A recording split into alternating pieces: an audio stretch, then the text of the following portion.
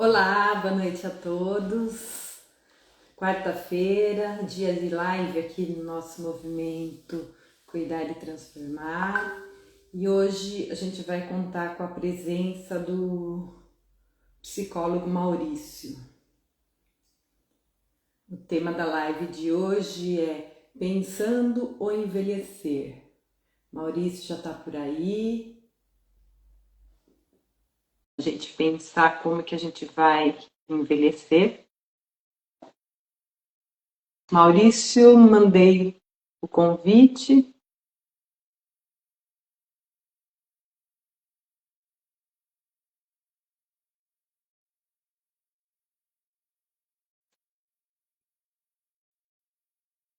Enquanto o Maurício entra, vamos pensar. A gente já tá pensando de como a gente quer envelhecer, como que a gente está lidando com isso.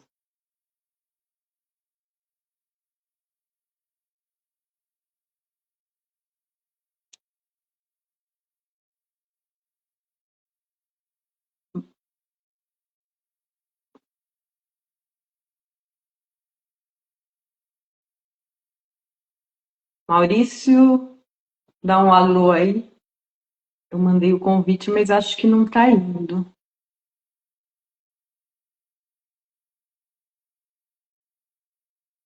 Vamos ver se agora vai.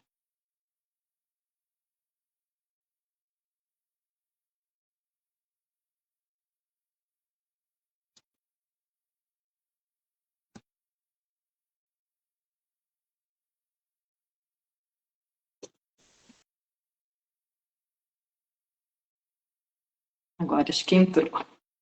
Boa noite, Maurício. Boa noite, Luciane. Boa noite para todo mundo. Um prazer imenso ter você de volta aqui com a gente, né? E falando principalmente desse tema, né, muito importante, né, do envelhecimento, como que a gente encara o envelhecimento e, e como que a sociedade, todo mundo cobra a gente, né, como a gente se cobra também. Então, hoje o nosso bate-papo vai ser bastante importante e, e é isso. O tema que a gente escolheu hoje é extremamente importante porque existe na cultura ocidental uma resistência tremenda em pensar e falar sobre envelhecimento como se o envelhecimento fosse algo feio, algo ruim e algo negativo. E essa questão de tornar o envelhecimento algo ruim diz respeito à objetivação do ser humano. Objetos, quando ficam velhos, ficam descartáveis. A sociedade ocidental, capitalista, consumista, focada no ter e não no ser, ela tende a generalizar esse conceito e tratar as pessoas como objetos. Então, um sujeito, quando atinge a sua maturidade ou a idade do seu envelhecimento, é natural que ele acabe absorvendo esses conceitos culturais e sociais e acabe se tornando alguém obsoleto, alguém inútil, alguém dispensável. E não tem nada mais distante da realidade do que esse tipo de conceito. Então, para isso, a gente escolheu esse tema de hoje e o nosso bate-papo vai ser especificamente sobre isso. Sim. E a gente tem que levar em conta que o envelhecimento é um processo biológico natural, né? E a gente tem que se preparar hoje, né? Então, né, Luciane, a partir do momento que você nasce, ah, cada célula sua já entrou num processo de envelhecimento naturalmente. E esse envelhecimento, ele se dá pela transição das fases ou idades. Então, a natureza da vida, ela é cíclica. Tudo tem um começo, um meio, um fim. E para vocês que acreditam que existe algo além dessa vida material aqui na Terra, a gente poderia dizer que tudo tem um fim e um recomeço que é marcado com esse fim. Então, a vivência das fases, ela é algo que está escancarado, não só na nossa vida, quanto na natureza. Primavera, verão, outono, inverno, e depois recomeça novamente os ciclos da natureza. É o dia, depois a noite, depois o dia novamente. Então, não existe nada mais natural do que a vivência dos ciclos. E se não fosse a diferença dos ciclos, não haveria desenvolvimento e aprendizado, porque é somente pela diferença que nós evoluímos.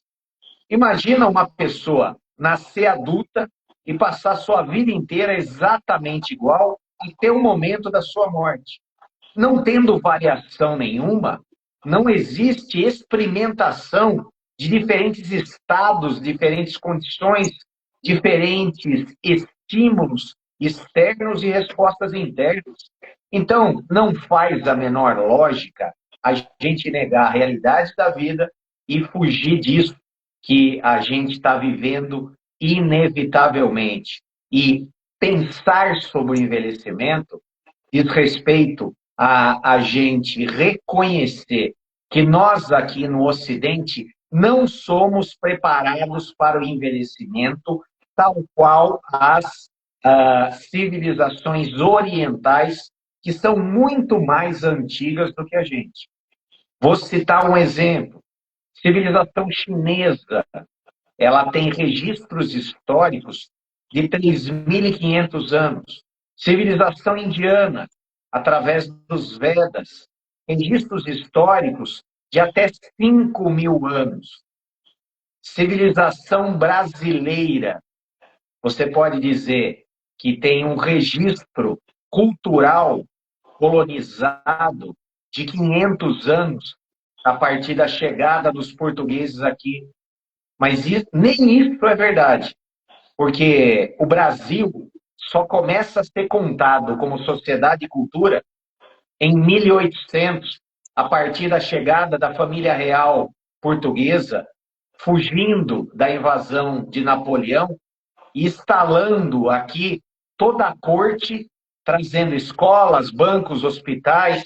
Então, um país com uma cultura de 200 anos, ele está muito infantilizado perto de um outro país oriental com uma cultura de 3.500, 4.000 ou até 5.000 anos de sabedoria e de vivência. Faz sentido isso? Total. É bem cultural mesmo, né? Porque se a gente for analisar, quando que a gente começa para a escola, a gente começa a se preparar para um período produtivo da nossa vida, né?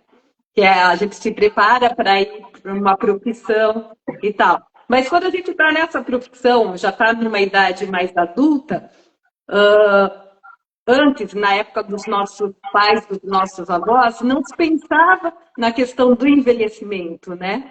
Você trabalhava e ia tocando a vida. E a gente veio de uma cultura que não prezava isso, né? Não se preocupava com o futuro. E agora acabou mudando um pouquinho isso, né? A gente já está enxergando a importância disso. E o tema de hoje, se pensar sobre o envelhecimento, ele, na verdade, ele aparece para mim com uma constatação que eu tenho aqui no consultório. Eu vejo uma quantidade enorme de pessoas que estão envelhecendo e não estão preparadas para o próprio envelhecimento. E eu vejo um número maior de pessoas que vêm me procurar aqui no consultório manifestando um sofrimento danado, porque não se prepararam para o envelhecimento dos seus pais.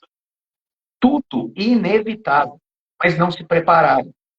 Outra questão diz respeito a que até a década de 70, 80, a expectativa no Brasil ela estava na casa dos 64 a 67 anos.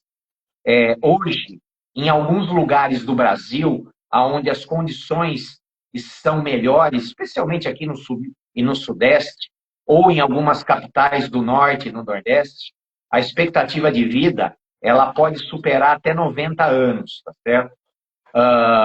E aí, o sujeito que viveu uma vida preparado para, se com sorte, viver até os 65, 70, ele se vê com mais 25 ou 30 anos pela frente. E aí ele pensa, o que eu faço disso? E é isso que aparece no meu consultório. E sobre o que você disse, você está completamente correta, e é nisso que se baseia uma grande parte do sofrimento.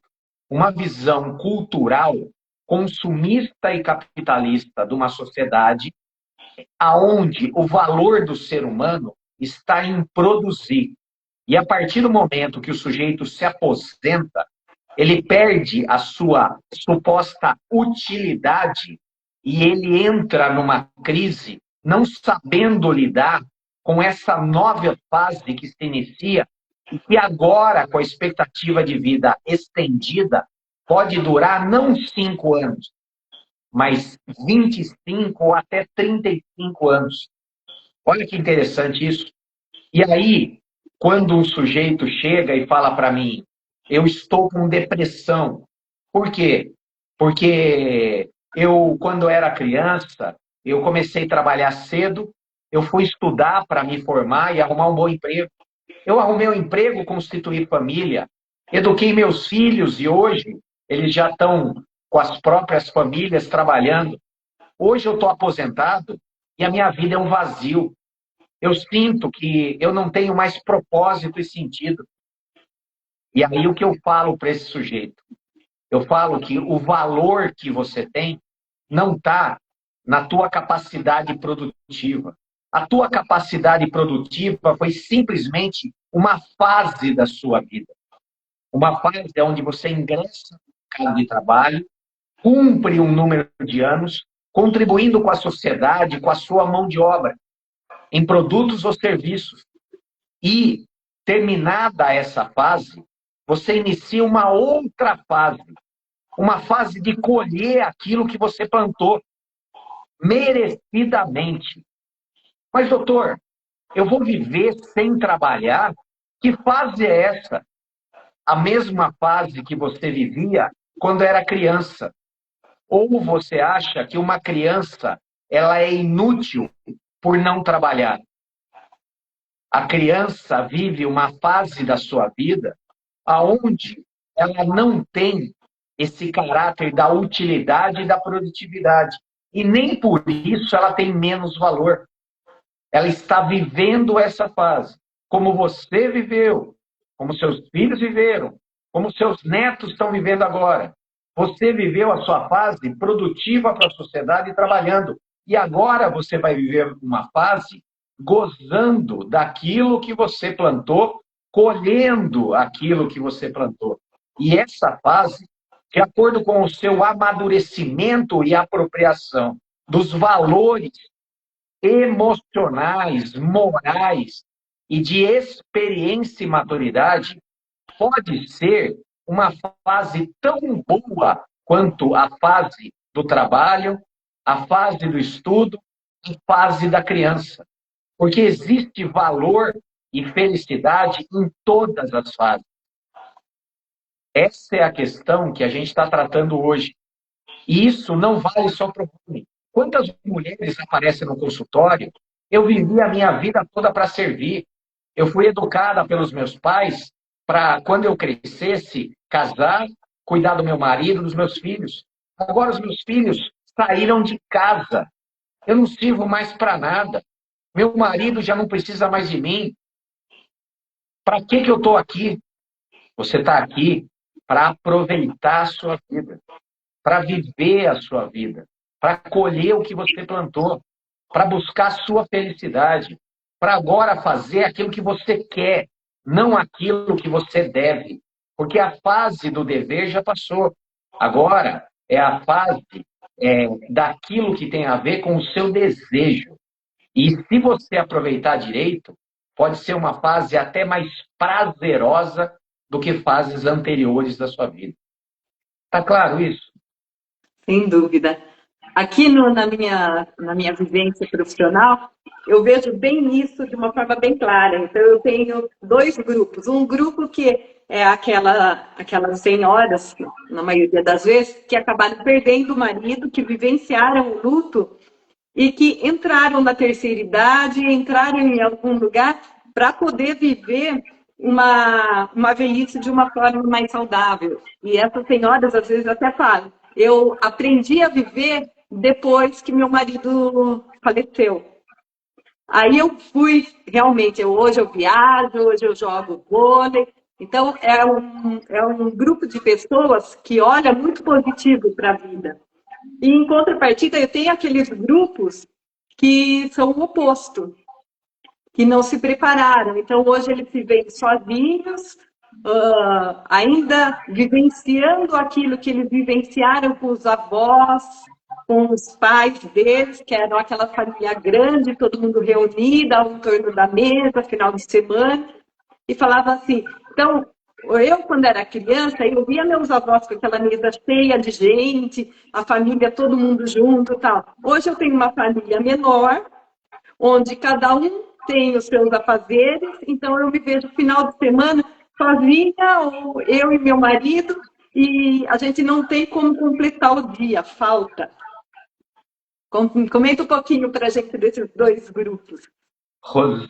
Luciane, você apresentou uma questão maravilhosa.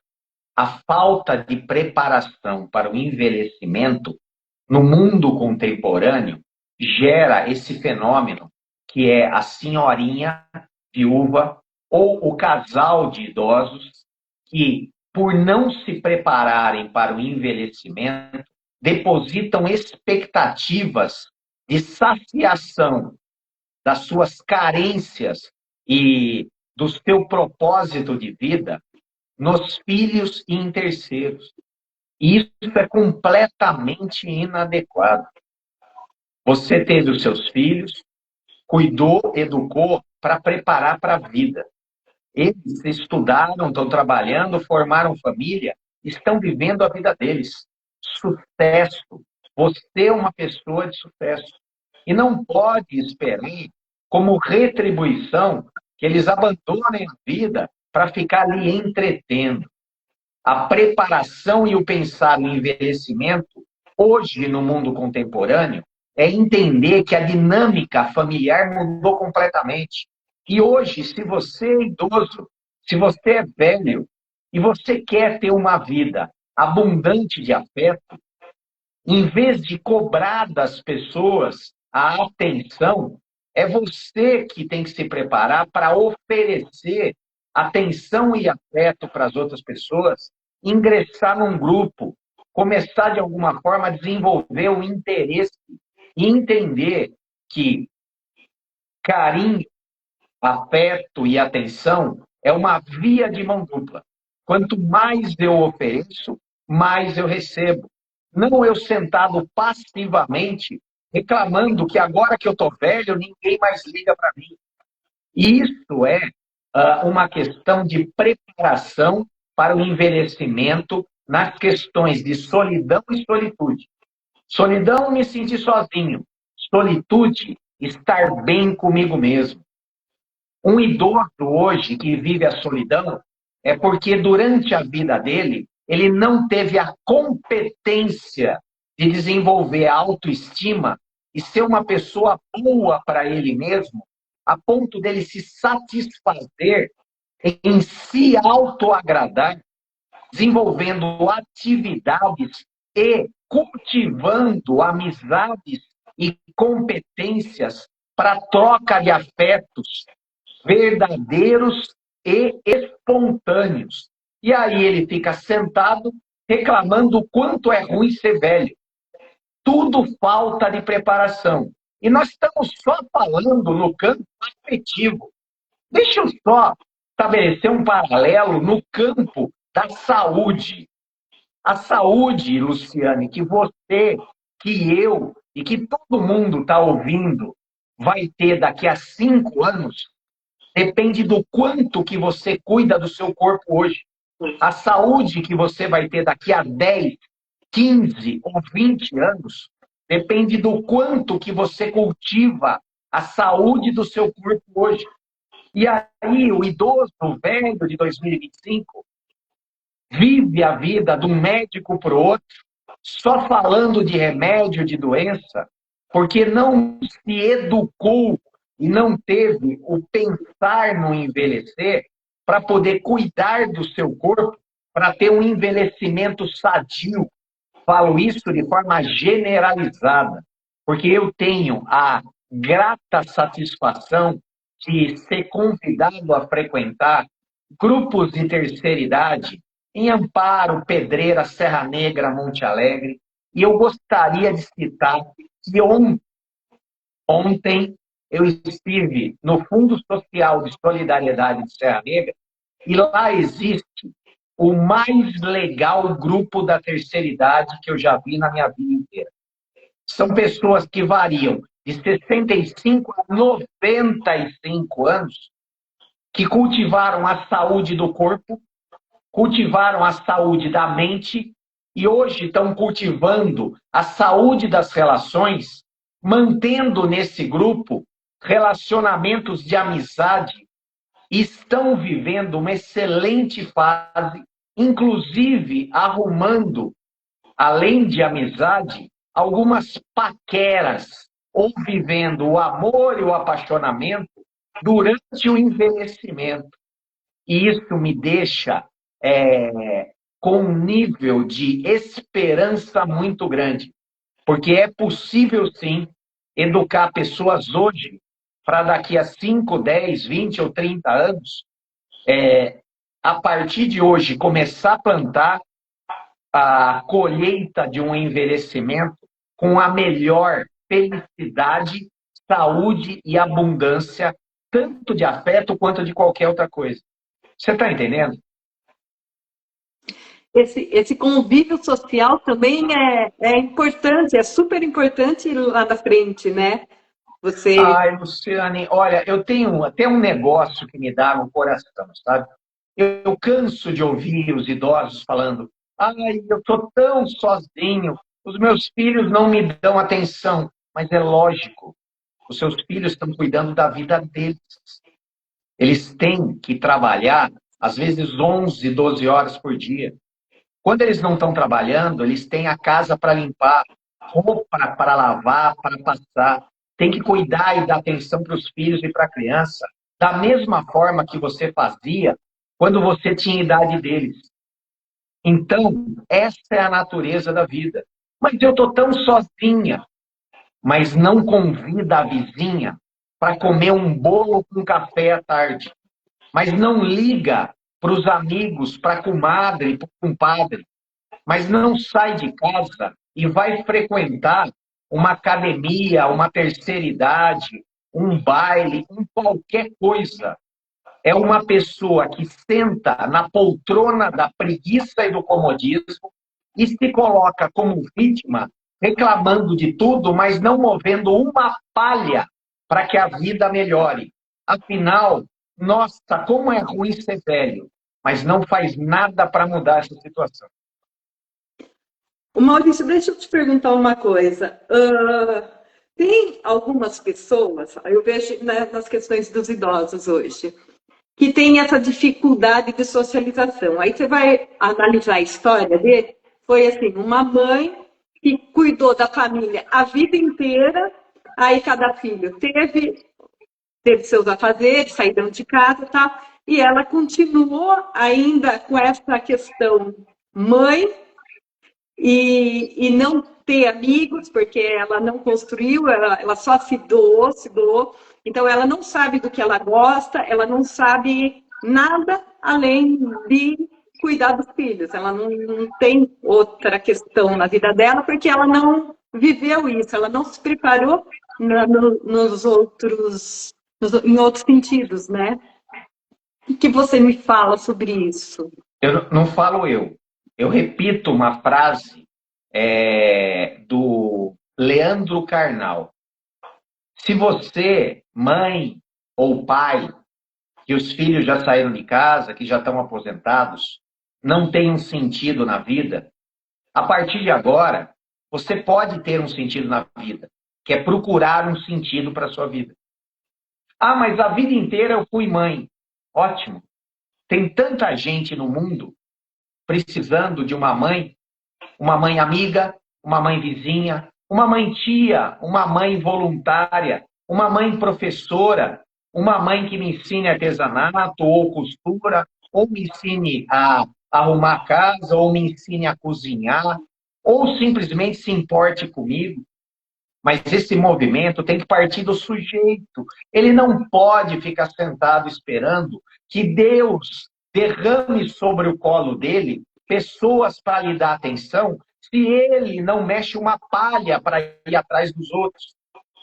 Como que pode esse tipo de coisa? E esse mesmo princípio que eu disse a respeito de eu sou pobre de convivência, porque você não soube cultivar amizades. Mas você não é uma estátua de mármore. Se mexa, você não é quadrado, aprenda, se esforce. Mas eu não sei, pergunta para alguém então. O que você não pode fazer é ficar sentada reclamando sem fazer nada para mudar. Mas, eu não tenho saúde. Pô, começa a se cuidar um pouco mais. Devia ter começado antes, mas agora existe possibilidade de melhorar a sua qualidade de vida. Eu conheço uma excelente fisioterapeuta que é capaz de ajudar você a recobrar uma qualidade física a partir da parte muscular, óssea e até social, porque além de atender você, ela também vai te ajudar conversando, dando bons conselhos, passando conhecimento e até dando boas sugestões. Ah, e eu estou no meu envelhecimento passando por situações financeiras agudas. Por quê? Porque essa pessoa a vida inteira não se preparou financeiramente para a velhice. Então, pensar o envelhecimento significa o seguinte, negão, você que está aí tem que pensar que em algum momento você vai precisar. E se eu precisar, eu tenho que movimentar agora. Se eu quero ter uma vida no envelhecimento confortável financeiramente, eu tenho que poupar hoje. Se eu quero ter uma vida afetiva no meu envelhecimento, eu tenho que cultivar amizades. Se eu quiser ter saúde do envelhecimento, eu tenho que cultivar uma boa alimentação, atividade física. É isso. Mas aí o nego não faz nada a vida inteira e no envelhecimento vem reclamar que envelhecer é ruim. É ruim porque não se preparou para isso. Entendo. E outra coisa, como lidar com a dor e desconforto de quem eu não me preparei a vida inteira, então eu tenho a dor, e aí hoje eu justifico não fazer nada por causa da minha dor. Isso é muito comum Olha, também. assim, desde que eu me lembro de ser gente, eu ouvia um ditado capacitista que falava desculpa de aleijado é muleta, tá certo? E bem mais velho, eu aprendi um outro ditado, que aí eu substituí, que é quem quer faz, quem não quer fazer, inventa desculpa. Então, nunca é tarde para poder aprender e mudar o seu comportamento. E se você não acredita, é uma escolha sua. Porque eu convivo com pessoas idosas na casa dos 70, 80, 90 e conheço até pessoas beirando 100 anos que, por não se esconder atrás de desculpas, fazem o que é necessário para poder ter uma vida com mais qualidade. Aí é a escolha de cada um. Você pode escolher pagar o preço do esforço ou você pode se esconder da vitimização e do coitadismo e viver reclamando, sentado na poltrona confortável da queixa e da reclamação. E eu costumo falar muito para os meus pacientes que, assim, o corpo ele é preguiçoso. Quanto menos você faz, menos ele quer fazer. E que quanto mais parado a gente fica, mais dor a gente tem. E o foco é maior na dor, né? Eu vejo assim. Olha, Luciane, essa máxima que você falou agora, que é uma verdade violenta, que você aplicou para a tua área de trabalho, eu vou aplicar para todas as áreas da vida, certo? As pessoas, e eu queria que vocês prestassem muita atenção nisso, e essa é a parte importante. As pessoas acham que elas têm que esperar ter vontade para fazer aquilo que tem que ser feito. Isso é uma mentira, uma falácia. Se eu for esperar ter vontade para fazer o que eu tenho que fazer, eu não faço nada. Nada.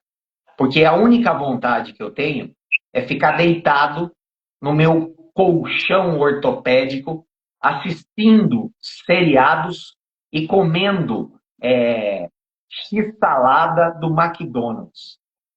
Só que a minha vida não é isso. Eu não posso esperar ter vontade para fazer atividade física. Eu faço mesmo sem vontade. Eu faço por vergonha na cara. Eu faço por disciplina. Eu faço por um investimento na minha saúde no futuro.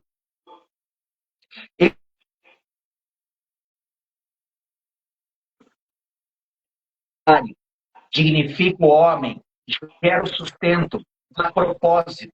Se eu for esperar ter vontade para trabalhar, essa vontade não vai vir. Eu faço porque eu sou e tenho vergonha na cara.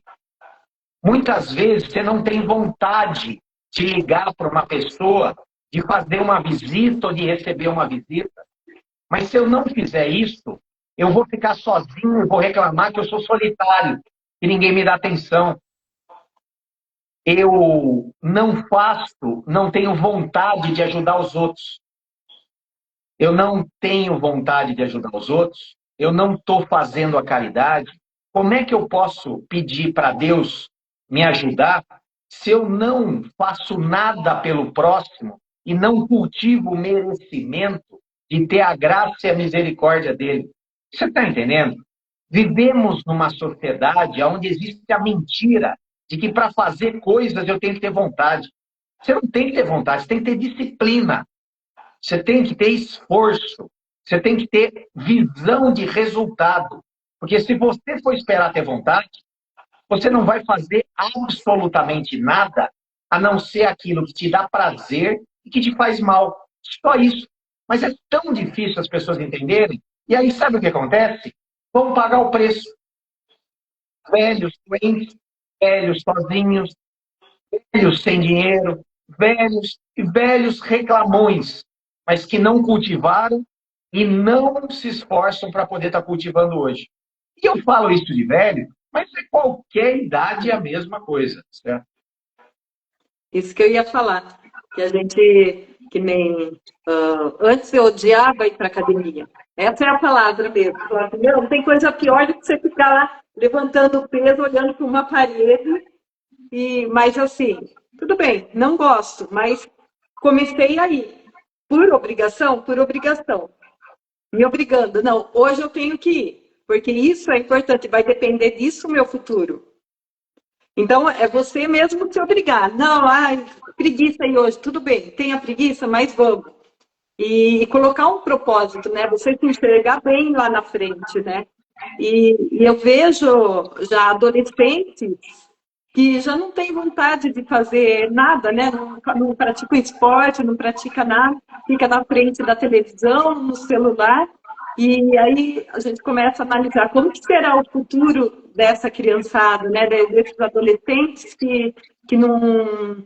Que nem a gente, quando era pequena, a gente ia para a rua, a gente subia em árvore, corria, brincava na rua. E hoje em dia? Qual que é o futuro dessas pessoas? O que eles pensam lá para frente? Até a matéria escolar educação física, consistia em atividade física. Hoje, a matéria escolar, educação física, ela é mesclada com aulas dentro da sala de aula. Então, até isso foi perdido. Luciane, você falou da parte física. Tudo que você planta hoje, você vai colher no futuro. Eu não tenho vontade de ir para a academia. Infelizmente, é muito possível que você, no futuro, vai vivenciar muitas dores. Eu não tenho vontade de trabalhar e poupar dinheiro. Muito provavelmente, você vai ter um futuro com carência financeira e com pobreza material. Eu não tenho vontade de cultivar amizades, de me esforçar para me relacionar com os outros. Muito provavelmente você vai ser uma pessoa sozinha, tá certo? Então, assim, o que você planta, inevitavelmente você vai colher. Um grande sábio, ele falava que a colheita é livre. Desculpa, o plantio é livre, mas a colheita é obrigatória. Esse sábio é o Chico Xavier. Sem dúvida. O Felipe colocou aqui, verdade, tiro foto todos os dias, mesmo sem vontade. Mas isso me faz mais forte, esqueço que tenho dor, preguiça, e o dia se torna melhor. Aí dá vontade de melhorar a cada dia. Perfeito. Cada pessoa vai procurar alguma coisa que lhe desperte um desejo. Mas como que eu faço, Maurício? A quantidade de idosos que vem no meu consultório e fala assim, eu não sei do que eu gosto, eu não gosto de nada, eu não tenho hobby. Procura. Vai fazer uma aula experimental de yoga. Vai fazer uma aula experimental de cerâmica. Vai fazer uma aula experimental de dança. Vai fazer uma aula experimental de fotografia. Uma aula experimental de música, de pintura. Vai cultivar uma plantinha. Vai cuidar de um animal. Vai fazer um trabalho voluntário. Experimenta. Saia da onde você está e experimenta. Maurício, eu já experimentei tudo e não gostei de nada. Então você, meu querido, é um puta de um chato que merece ficar reclamando da vida. Porque é impossível que você, tendo experimentado tudo, não tenha gostado de absolutamente nada. Então, provavelmente, o que você gosta mesmo é de reclamar e encher a paciência dos outros com reclamação e queixa. Porque qualquer pessoa que vai experimentar alguma coisa de bom ela vai achar. Alguma coisa de divertido, alguma coisa de prazeroso. O Cássio colocou uma coisa aqui. Ô, Luciane, você me perdoa eu estar sendo tão duro hoje, tá? Tranquilo. É que é necessário, sabe?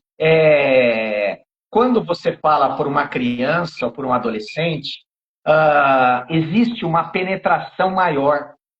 Mas, infelizmente, quando você fala para uma pessoa a partir de uma certa idade, existe um padrão de teimosia e de rigidez que muitas vezes impede a pessoa de estar aberta a pelo menos ouvir e vestir, nem que for um pouquinho da carapuça, e pelo menos tentar.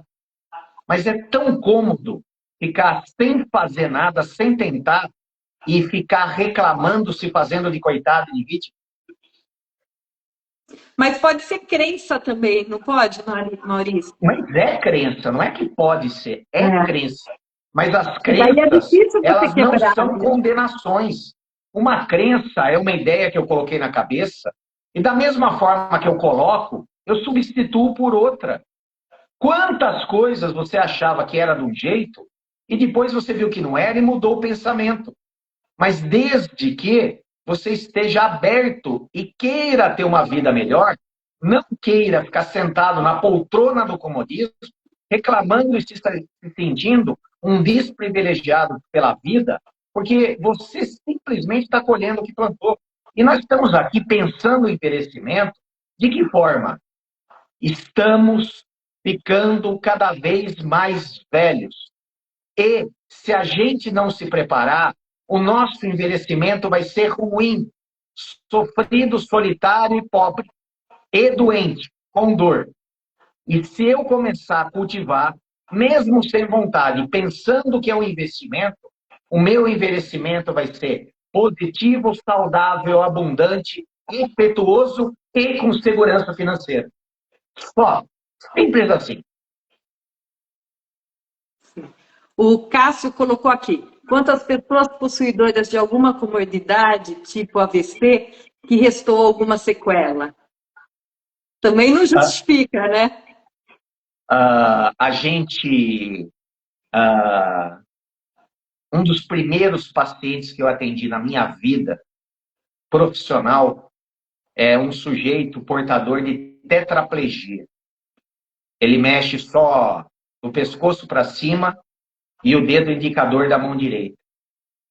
E esse sujeito, a vida inteira, ele colocou na cabeça que a limitação que ele tinha não ia impedir ele de realizar o sonho. E eu tive a grata satisfação de ajudar ele, acompanhar ele por vários anos e ver cada uma das vitórias que ele teve. E com isso eu aprendi que a vida diz respeito a gente fazer o melhor jogo com as cartas que a gente tem. Limitação todo mundo tem. Não existe ninguém que não tenha deficiência. Vou ser mais específico. Não existe ninguém que não tenha deficiências. Porque deficiências diz respeito à condição humana. O contrário de ter deficiências de ser humano é ser perfeito. E perfeito só Deus. Então, independente da minha deficiência, eu vou ver o que me é acessível e dentro dessa acessibilidade eu posso escolher fazer o melhor com isso que eu tenho ou posso escolher desistir, me lamentar, me vitimizar e me alimentar de um tipo de afeto que é sentir dó de mim mesmo. Tudo é uma escolha na vida. Eu, que gosto muito de gente, que tenho por escolha profissional cuidar de pessoas, gostaria muito que todo mundo tivesse o desejo de a cada dia se esforçar um pouquinho para ser uma versão melhor de si mesmo. Mas se a pessoa se esconder através do vitimismo, do comodismo ou de qualquer desculpa esfarrapada, essa pessoa ela vai viver aquilo que ela escolheu. E quando eu falo isso, eu entendo perfeitamente que existem limitações maiores ou menores, mas existe também força de vontade maior ou menor. E se você quer exemplo de superação, me manda uma mensagem que eu te mando pelo menos 30 exemplos de pessoas que têm deficiências gravíssimas e que fizeram uma escolha por não se entregar e estabelecer a melhor superação de acordo com os recursos que ainda lhe restam. Eu tenho um amigo também, que ele, na verdade, ele foi meu paciente, e agora é amigo, e ele também, com uma tetraplegia, só não conseguia mexer os braços, ele aprendeu a mexer no celular, ele adaptou o celular, e assim, eu aprendi muito com ele. Muitas das coisas que eu não sabia, ainda na época ele era meu paciente, alguma dúvida que eu tinha em relação ao computador e celular, eu ligava para ele e ele me orientou muito. Então, assim, todo mundo tem alguma coisa para passar, né? Todo mundo tem as suas deficiências, um mais, outros menos. A questão é desejar fazer o melhor jogo com as cartas que a gente tem na mão. Eu vou dar um exemplo, que a gente está fugindo do tema envelhecimento, mas Christopher Reeve, o Superman dos filmes da década de 80, ele, aos 46 anos, ele estava no auge da sua vida. ele tinha sido indicado ao Oscar por um filme, se não me engano, Muito Além do Passado, algo assim. Ele estava casado pela segunda vez, estava com um filho de 2 anos. Ele tinha fama, dinheiro, beleza, sucesso, amor, e ele, numa prova de pismo, ele foi saltar com o cavalo refugou, ele caiu, bateu com o pescoço e quebrou a cervical e ficou tetraplégico. Ele precisava de um aparelho para respirar. Nos piores momentos da recuperação dele, ele se vira para a esposa e fala assim: eu não quero mais viver, porque eu perdi tudo. Ela olhou nos olhos dele e falou assim: eu te amo por aquilo que você é. E o que você é, você não perdeu. Ele acolheu essas palavras como um insight, como uma luz. E ele, a partir daquele dia, envergonhado, afastou esse pensamento. E aí ele resolveu analisar aquilo que lhe sobrou. Ele tinha perdido quase tudo, mas sobrou para ele ainda muita fama. Ele se utilizou da fama, dos contatos que ele tinha, e ele começou a mobilizar a classe artística americana. A partir da fama dele, ele marcou um encontro e foi fazer uma palestra no Congresso americano. E a partir do esforço dele, foi aprovada uma lei de incentivo à pesquisa de células-tronco. E a partir desse investimento e dessas pesquisas, foram criados medicamentos que, se aplicados numa pessoa com uma lesão na coluna, na medula, até um determinado tempo, você consegue não evoluir para uma paraplegia ou tetraplegia. Ele mesmo não se beneficiou das pesquisas e das medicações modernas, mas ele, nessa condição, ele reconheceu o valor que ele tinha dentro dele, ele se esforçou e ele conseguiu fazer o bem e ainda faz para muita gente com esse pouco recurso que havia lhe sobrado. É um exemplo de superação a partir de limitações. Um exemplo de quando a gente quer, a gente faz. Quando a gente não quer, qualquer coisa é desculpa. Sim. Vamos falar um outro assunto agora ligado ao envelhecimento, que é a questão da aceitação, mas na questão de cirurgias. Então, Opa, adoro isso. Primeira coisa, no mundo ocidental, cultivou-se a ideia que o envelhecimento era sinônimo de perda da beleza. E isso é uma mentira. Existe beleza em todas as idades, porém, belezas diferentes. Afinal, o conceito de beleza é subjetivo. E o que isso significa? A beleza está em quem a admira. Existem pessoas que gostam de pessoas brancas, outras gostam de pessoas de pele negra, outras gostam de pessoas de pele de origem asiática, outras de pele indígena. Existem pessoas que acham bonito pessoas obesas. Existem pessoas que gostam de pessoas magras. Existem pessoas que acham bonito pessoas altas, outras pessoas magras. A beleza, ela é subjetiva, ela é individual e ela não tem padrões. E a beleza, ela reside em todos, mas belezas diferentes e diversas, não padronizadas de acordo com o consumo e a estética do consumo. E o que eu quero dizer é que existem mulheres de 30 anos lindas, de 40 anos lindas, mulheres de 50 lindas, mulheres de 60 lindas, mulheres de 70 lindas, mulheres de 80 anos lindas, mulheres de 90 anos com a beleza dos 90 anos e mulheres com 100 anos com a beleza dos 100 anos. A questão é você querer ser a sua melhor versão, com a sua vaidade positiva e expressar beleza dentro da sua faixa etária. E aonde está o erro? eu, na casa dos quase 60, querer ter a beleza de um homem de 30.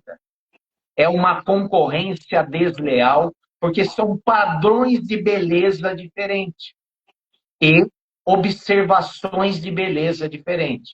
E o que a sociedade vende é a mudança estética com facilidade a partir de um preço, movimentando um mercado e produzindo a falsa impressão de que você pode resgatar uma beleza de uma idade que não está dentro da sua faixa.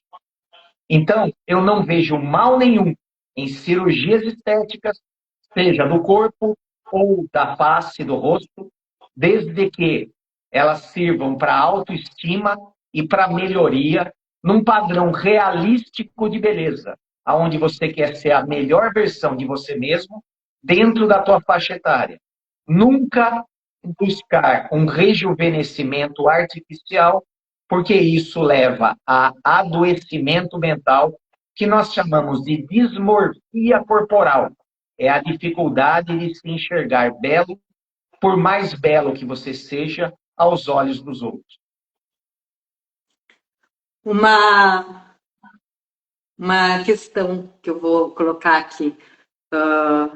Eu sempre, antes da pandemia, eu pintava o cabelo. Essa questão assim do cabelinho branco aqui, eu não aceitava muito, tá? Mas assim, era uma coisa que me incomodava muito ter que a cada mês ir lá e retocar a pintura. Quando que entrou a pandemia, eu falei assim, não, agora é minha hora, eu vou deixar o cabelo crescer e ficar natural. Vou assumir meu cabelo branco, porque eu tinha visto uma paciente, que é minha amiga, que ela estava com o cabelo branco e eu achei ela linda. Assim, falei, nossa, como que tá lindo o seu cabelo e tal.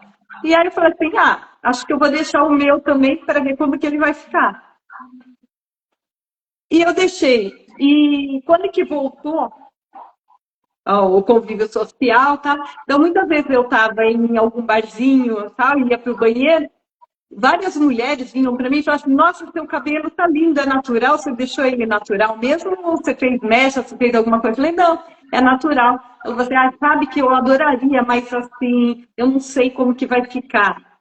Então, existe ainda uma cobrança da sociedade em cima da estética da mulher, né? Então, a mulher, para ser bonita, se ela deixa o cabelo ficar branco, é sinal que ela está envelhecendo.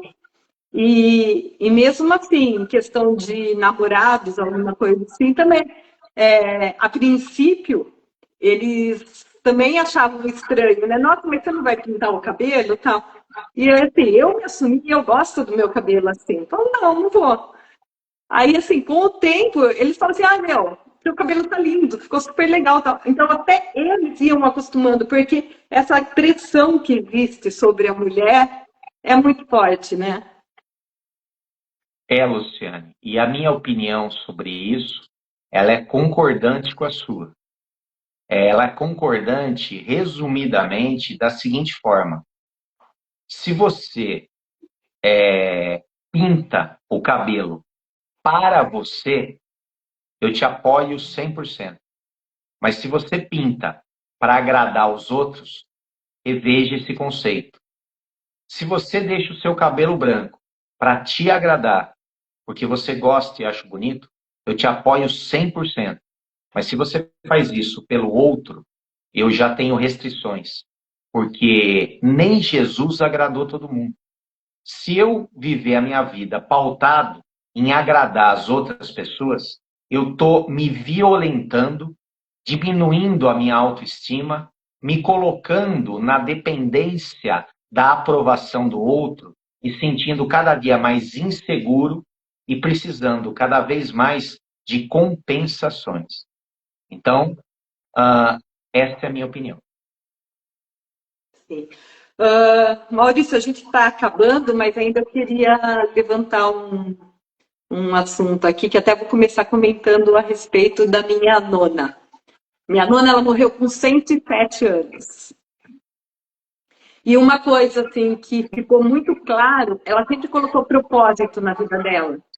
Então, assim, eu não posso morrer antes do tal neto se formar, eu não posso morrer antes de tal neto casar, eu não posso morrer antes, a filha dela teve Alzheimer, e daí ela acompanhou toda essa questão, então aí o último ponto que ela colocou de propósito é que ela não poderia morrer antes da filha dela, da santinha dela, que ela chamava assim, não posso morrer antes da minha santinha. Aí quando que a minha avó faleceu, aí meio que aí ela não colocou mais propósito e daí logo ela foi. Eu gostaria que você comentasse essa relação do propósito e a importância para o envelhecimento. O propósito e o sentido é o que dão direção na vida. A nossa alma, ela se alimenta de propósito. E a falta de propósito e de sentido na vida, ela deixa a nossa vida vazia e superficial. E a nossa vida vazia e superficial, ela se apega a coisas superficiais, a prazeres imediatos, a comodismo, a preguiça, a medo, a insegurança, a vícios, sejam eles quais forem, tudo de forma compensatória. Não existe nada mais importante do que um sentido e um propósito. Quem tem um porquê viver suporta qualquer fogo. Essa é a frase de um grande filósofo chamado Viktor Frankl, que sobreviveu ao campo de refugiados nazistas de Auschwitz, cujo livro é um best-seller mundial chamado O Sentido da Vida. Então, o que você disse é uma verdade muito grande e o que a gente propõe é sempre uma busca de sentido de propósito. E esse sentido de propósito, ele muda durante o decorrer da vida. Quando uma pessoa fala que a terceira idade é a melhor idade, eu falo que não. A melhor idade é a idade que você tem agora, desde que você viva a sua vida e aproveite bem ela, cada momento, cada minuto. Não é a terceira idade que é a melhor idade. Ela pode ser se você estiver aproveitando bem. A melhor idade pode ser a infância, se você viveu bem a sua infância. A adolescência, se você aproveitou essa fase. A sua fase jovem, quando você fez tudo o que tinha que fazer como jovem. A sua fase adulta era a melhor idade, quando você fez tudo o que um adulto faz e se realizou. E o envelhecimento também pode ser a melhor idade, se você extraiu de que de melhor tem no envelhecimento, que é justamente o quê? A queda das obrigações e o viver muito mais pelo querer do que pelas obrigações. É a fase de eu gozar, é a fase de eu aproveitar. Luciano, todos os dias que eu olho no espelho, eu falo para mim mesmo, um dia a menos eu tenho. A morte é inevitável. E a melhor vingança para a morte é viver cada dia melhor.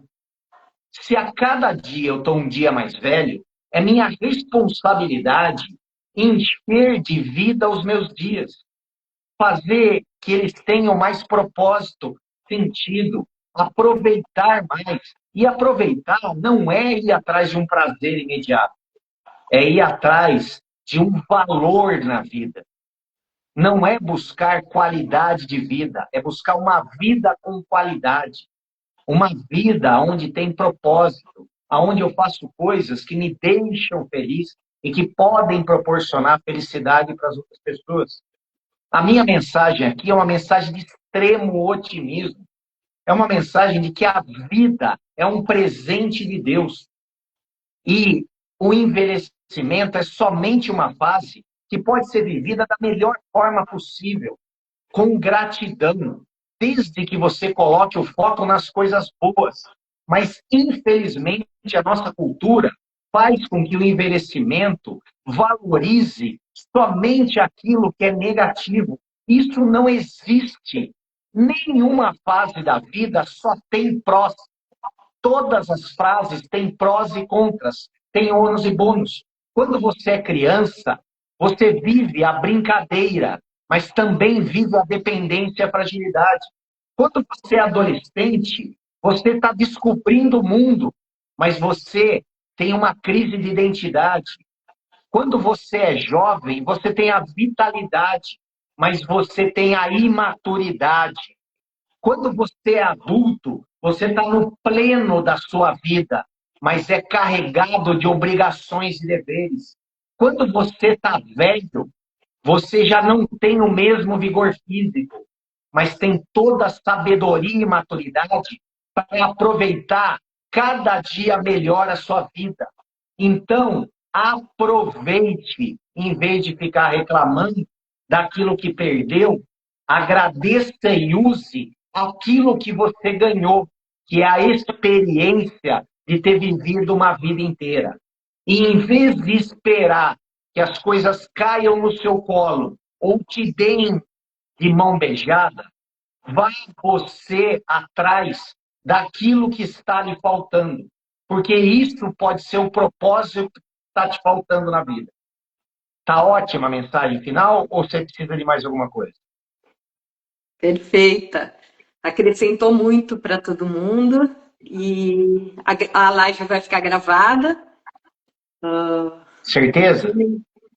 E eu gostaria de agradecer muito a sua presença, agradecer a todos que participaram, né? E contribuíram um pouquinho aí. E quarta-feira que vem a gente está de volta. Agradeço a todos.